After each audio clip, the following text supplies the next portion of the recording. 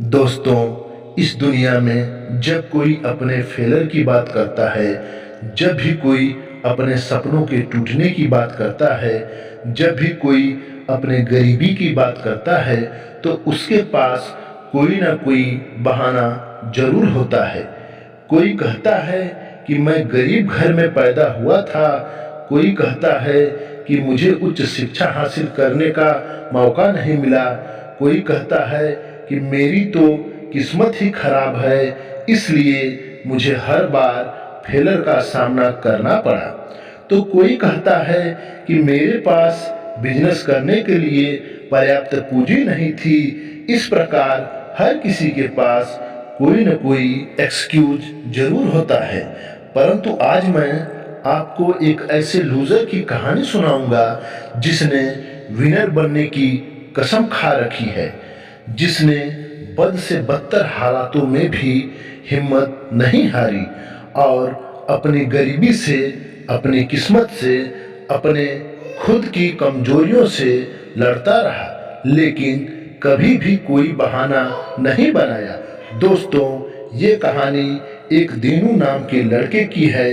ये कहानी उसके गरीबी, फेलर, स्ट्रगल, लर्निंग और सक्सेस की है। इस कहानी में आपको love, emotion, struggle, failure, motivation सब कुछ देखने को मिलेगा, जो शायद इस दुनिया की सबसे बेहतरीन मोटिवेशनल स्टोरी में से एक है। और मैं गारंटी देता हूँ कि इस कहानी को सुनने के बाद आपकी जिंदगी बदल जाएगी। दोस्तों, एक दीनू नाम का लड़का था और वह एक motivational speaker, video creator, YouTuber और ब्लॉगर, राइटर था।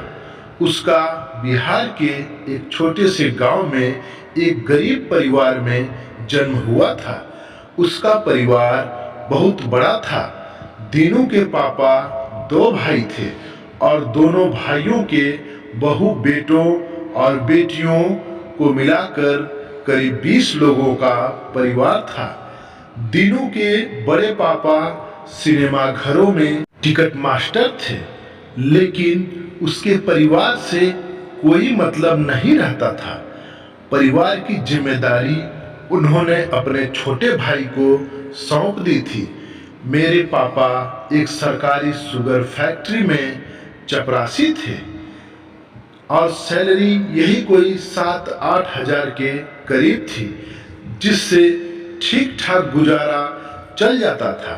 लेकिन 1998 में अचानक वह फैक्ट्री बंद हो गई। उस समय दीनू तीसरी क्लास में था।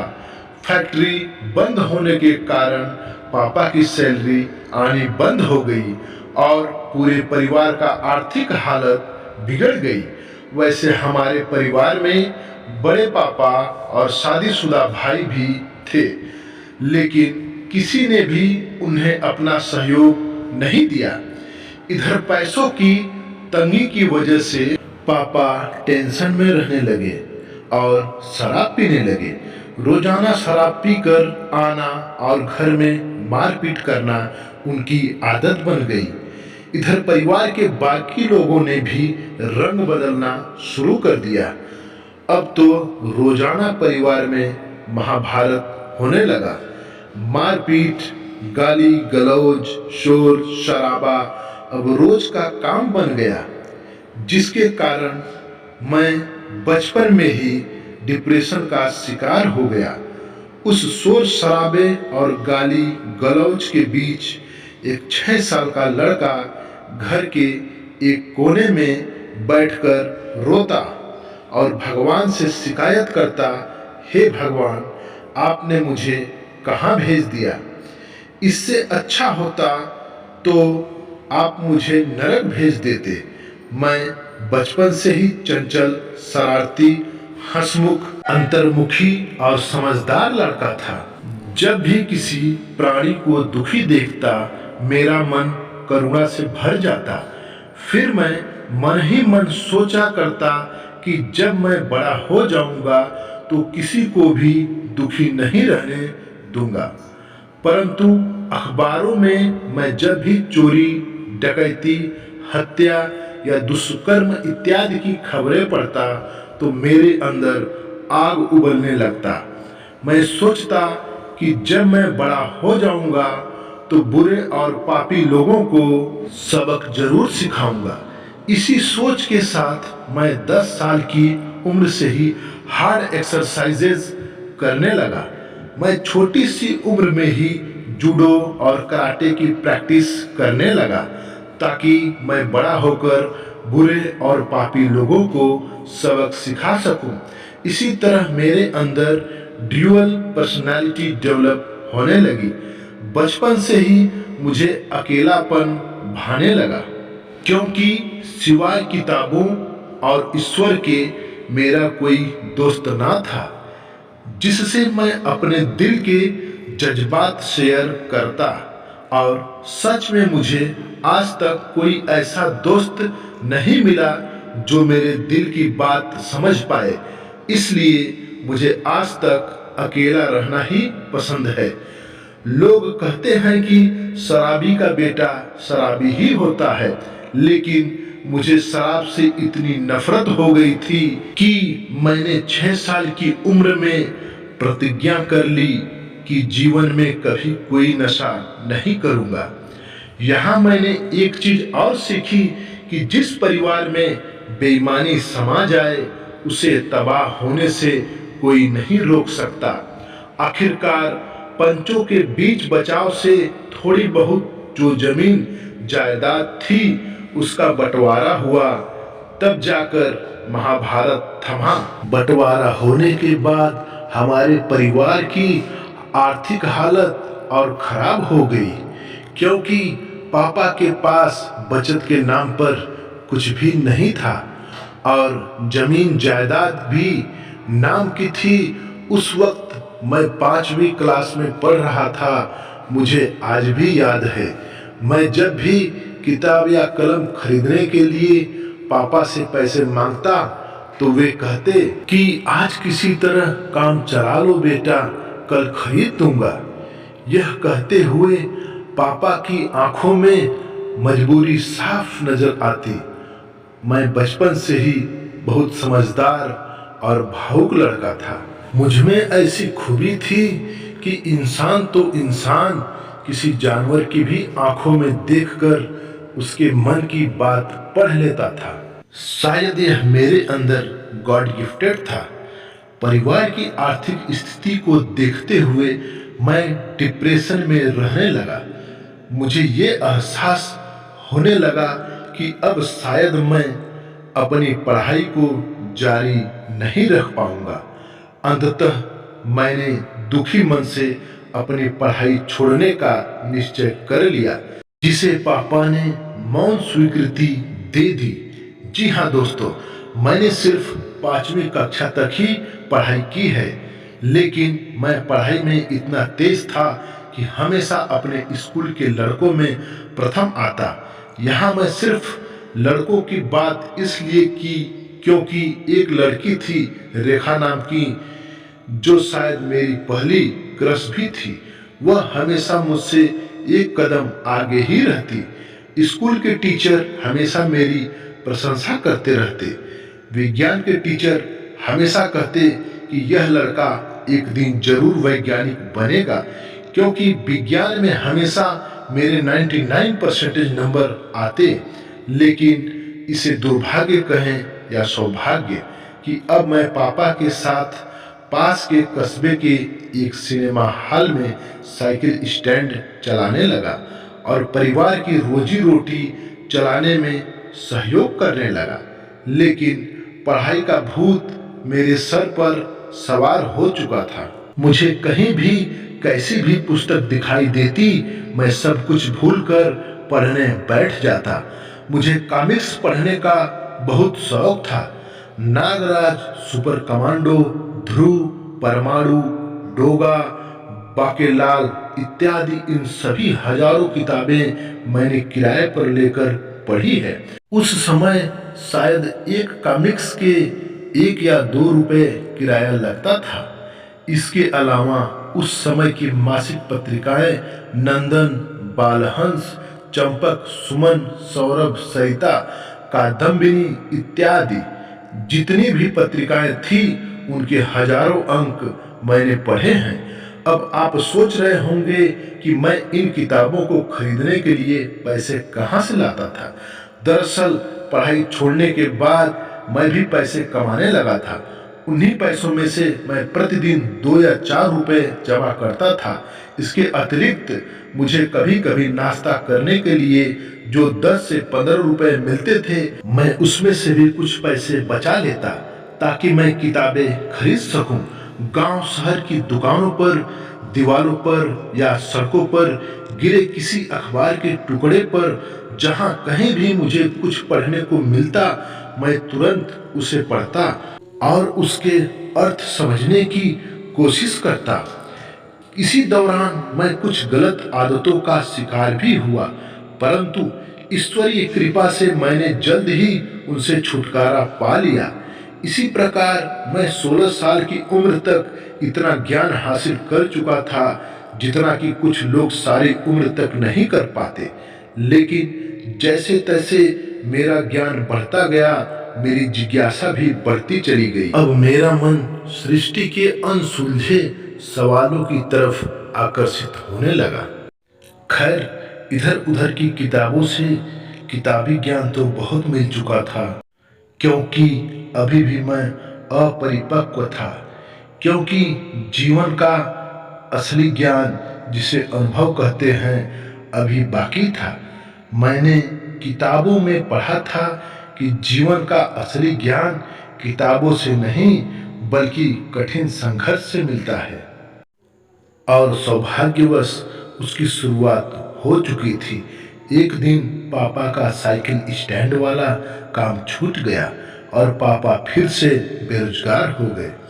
दरअसल पापा ने शुरू से ही सरकारी नौकरी की थी, इसलिए उन्हें दूसरा कोई काम भी नहीं आता था।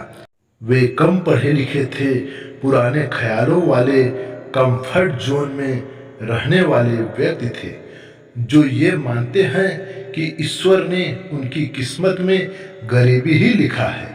शायद इसलिए उन्होंने कभी कुछ सीखने की कोशिश ही नहीं की। बहरहाल हम घर पर बैठ गए और दूसरों की खेतों में मजदूरी करके किसी तरह दाल रोटी चलाने लगे।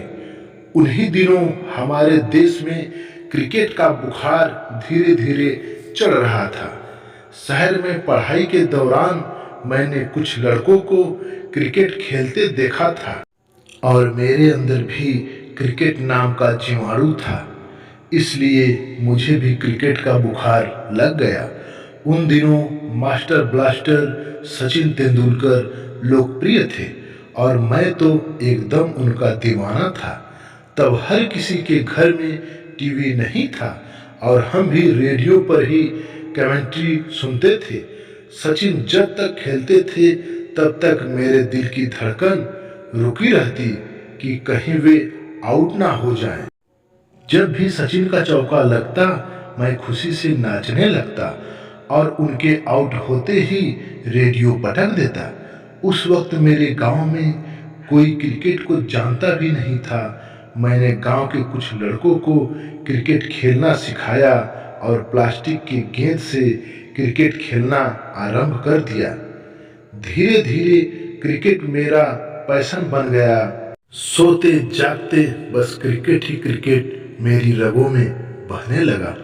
मैं दाएं हाथ का आक्रामक बल्लेबाज था और अपनी टीम का कैप्टन भी था। मेरे अंदर देशभक्ति की जो भावना कूट कूट कर भरी हुई है, वह क्रिकेट के प्रति दीवानगी का ही परिणाम है। परंतु जैसे जैसे ये दीवानगी भी बढ़ती जा रही थी, वैसे वैसे मेरे परिवार की आर्थिक हालत भी खराब होती जा रही थी। घर में मुझसे छोटी 3 बहनें भी थी, जो धीरे धीरे शादी के योग्य होती जा रही थी। इसी के साथ मेरे साथ एक दुर्घटना और हुई कि मुझे एक लड़की से प्यार हो गया। प्यार ये आजकल वाला प्यार नहीं, बिल्कुल सच्चा प्यार राधा और कृष्ण वाला, जिसने मुझे जीवन का असली मतलब समझा दिया। अचानक मुझे ये एहसास हुआ कि ये दुनिया तो बहुत खूबसूरत लगने लगी है। शायद मैंने आज तक दुनिया की खूबसूरती को करीब से देखा ही नहीं था। अब मेरे पास बस दो ही काम थे, क्रिकेट खेलना और उस लड़की को एक नज़र देखने के बहाने ढूंढना। अब मेरे दिलो दिमाग पर हर वक्त उसका ही नशा छाया रहता। यदि एक दिन भी वह नज़र नहीं आती तो ऐसा लगता कि अब जान निकल जाएगी। लेकिन जैसे ही वह मेरे करीब आती, मेरे पसीने छूटने लगते, दिल जोर से धड़कने लगता, जैसे वह निकलकर बाहर आ जाएगा। पहले मैं सिर्फ किताबों की प्रेम कहानियों में पढ़ता था कि प्यार में प्रेमी तारे गिन गिन कर रात बिताते हैं, लेकिन वे तारे क्यों गिनते हैं, अब मुझे पता चला था। अब तो रात भर करवटें बदलते हुए तारे गिनना मेरा रोज का काम था। उसकी प्यारी मुस्कुराहट, उसकी खनकती हुई हंसी मेरे दिल की गहराई में उतरने लगी। मैंने उसके लिए कई बार प्रेम पत्र लिखे, लेकिन एक बार भी उसे दे नहीं पाया। हालांकि मैं काफी हिम्मत वाला था, लेकिन उसके करीब जाते ही सारी हिम्मत धरी की धरी रह जाती। मेरे अंदर उसको खोने का डर काफी ज्यादा था। शायद इसलिए मैं डरता था कि कहीं वह नाराज ना हो जाए, क्योंकि मैं एक गरीब परिवार का लड़का था और वह एक अमीर परिवार की इकलौती लड़की थी। परंतु मैं किसी भी हालत में उसे खोना नहीं चाहता था। मैंने कई बार अपने नादान दिल को समझाने की कोशिश की, लेकिन इस पागल दिल ने कब किसी की सुनी है जो मेरी सुनता।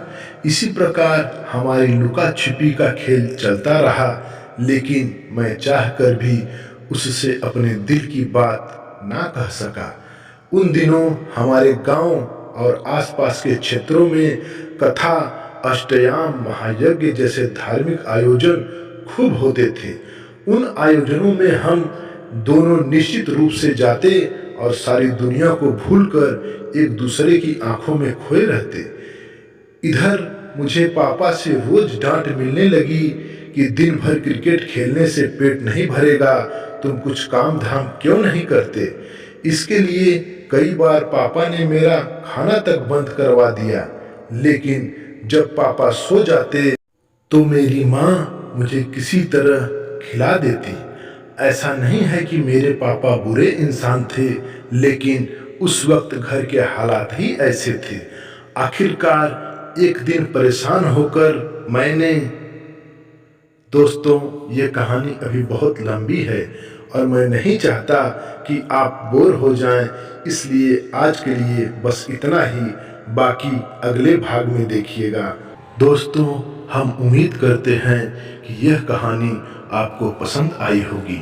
हमारा मोटिवेशन बढ़ाने के लिए हमारे चैनल को लाइक, सब्सक्राइब और शेयर जरूर करें, ताकि हम आपके लिए और भी ऐसे ही मोटिवेशनल वीडियोस लाते रहें। Thanks for watching.